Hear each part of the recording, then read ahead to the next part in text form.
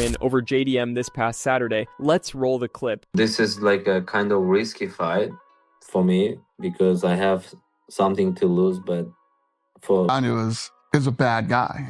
He's not a good guy. He plays the whole, duh, duh, duh, I don't understand the language, and he tries to come off like he's a fucking nice guy, you know what I mean? And A major lightweight bout between Armen Tsarukyan and Dan Hooker in a championship eliminator for Ilia Topuria's belt is just a few days away in Qajar. The tension surrounding this bout is considerably greater because El Matador has already indicated that he will be present at his brother Alexander's fight. In his most recent interview, Armen Tsarukyan issued a caution, stating unequivocally that Dan and Ilia don't want to cross this line. According to Armen, Hooker has never made things personal, and as long as that continues, everything is business-related. However, if someone discusses his personal life or his family, he will remove them from the room and resolve the matter in person.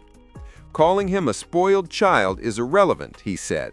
However, neither Dan nor Ilya will fare well if they cross that boundary.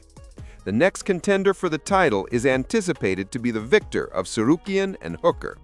However, depending on Ilya's plans, things become more problematic.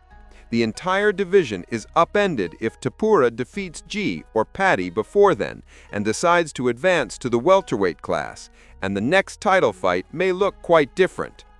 Armen also responded to Islam Makhachev's convincing victory over JDM on Saturday. Dominant win over JDM this past Saturday. Let's roll the clip. this is like a kind of risky fight for me because I have something to lose, but for Hooker, nothing to lose. If he loses to me, he said, yeah, okay, I'll lose to number one contender.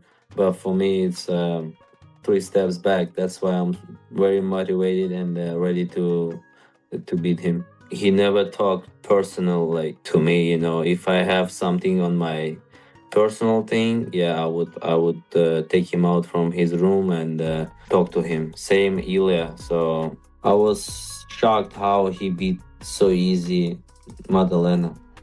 It says what's Islam level, you know. He's in different level right now. He's on his prime, and I don't know who can stop him right now. The 170. One of the most bizarre behind-the-scenes tales in a long time was recently revealed by Dana White. Dana disclosed on Andrew Schultz's podcast that at a meeting at the UFC offices, he actually got into a physical altercation with former heavyweight champion Francis Ngannou. The animosity stemmed from Francis's anger over not receiving a $50,000 fight of the night bonus following his infamously awful performance against Stipe in their first bout. Dana claims that the conversation quickly became heated and that Francis actually touched him in the middle. There were other shocking revelations as well. Anthony Evans, an MMA reporter, supported the entire atmosphere by giving his personal experiences from his time at the UFC. He claimed that Francis would frequently show up at the offices without warning, pacing the area, literally standing over workers' desks and causing discomfort.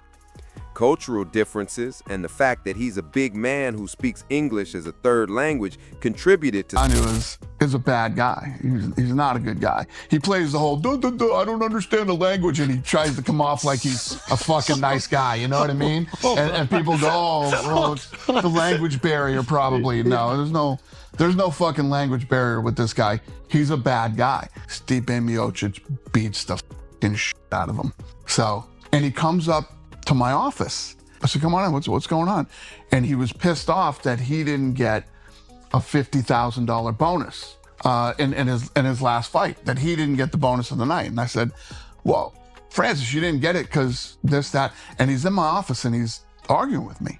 The conversation's over, I'm starting to leave, and he grabs me by my shirt and like pushes me back in my office. And I said, dude, get your fucking hands off me. Those were the words that came out of you when Francis Ngannou grabbed you by the shirt? Yeah. Those were the words that came out of you when Francis Ngannou grabbed you by the shirt? Yeah. Yes, Francis Ngannou has spoken out about the Dana White beef in its entirety, and his account of events differs greatly from what has been circulating. Francis claims that the UFC's prolonged contract discussions before Stipe's first bout were the true source of the issue. He was inactive for months as a result of the delay, which prevented him from earning any money. Ngannou claims that he reached a stage of financial instability where he was unable to adequately finance his own training camp. Francis claims that at that point, he personally called Dana White and requested his fighters advance so he could pay for his training. He says the only direct encounter he ever had with Dana was over the phone.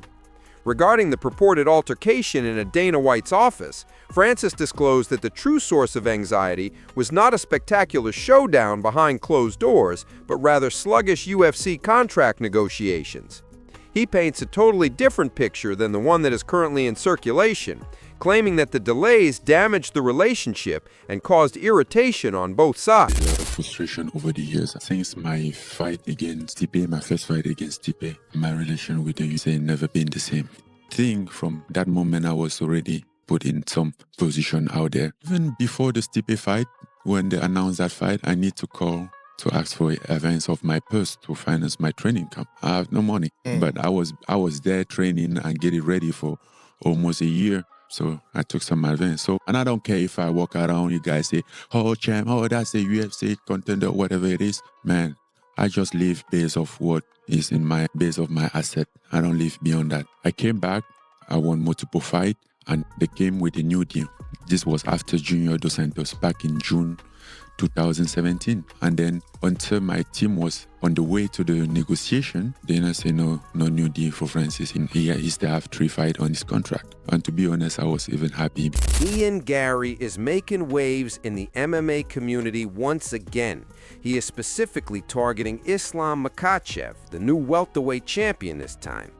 Garry stated in a recent interview that he observed clear flaws in Islam's attack at UFC 322. He acknowledged that Islam appeared tidy, composed, and at ease when facing Jack, but he claimed that if you really look closely, there are obvious, startling gaps that he would take advantage of without hesitation. Then, in response to Leon Edwards being rendered unconscious, he went into full evil mode. Garry joked that he should call Protease and thank him for the gift, saying that seeing Leon's head bounce off the canvas was essentially his Christmas present. Garry expressed his desire for Chapter 3 of Dagestan vs. Island. The first 2 were Usman Nurmagomedov vs. Paul Hughes and Khabib vs. Conor. Ian must grab the belt of Islam to get revenge for his nation. He has complete faith in his ability to succeed. Says it won't be simple, but he thinks he has the means. Far cleaner on the feet against Jack this fight, and I was very impressed by that. His calmness and his composure on the feet was elite compared to what I've seen. However, there are still holes that you can see. If you watch that fight and you focus on the striking, there's obvious gaps that I will absolutely take advantage of. But when he grabs a hold of your leg, he's the best in the world. He's technically beautiful with his wrestling. He's smart. He's intelligent.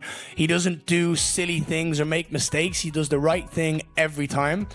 And he's a dangerous submission threat. However, I don't care for any of that. I'm so intelligent. I'm so smart on the feet. I'm so elusive. I'm long. I'm tall. I'm rangy. I'm undefeated against southpaws. So when we face off, he's got to get to my leg. And he's got to be able to catch me when I'm longer and taller than anyone he's ever faced before. But also, I'm just wickedly fast. That he's never seen anyone as fast as me. He can pull in bantamweights, and they're never going to be as fast as me.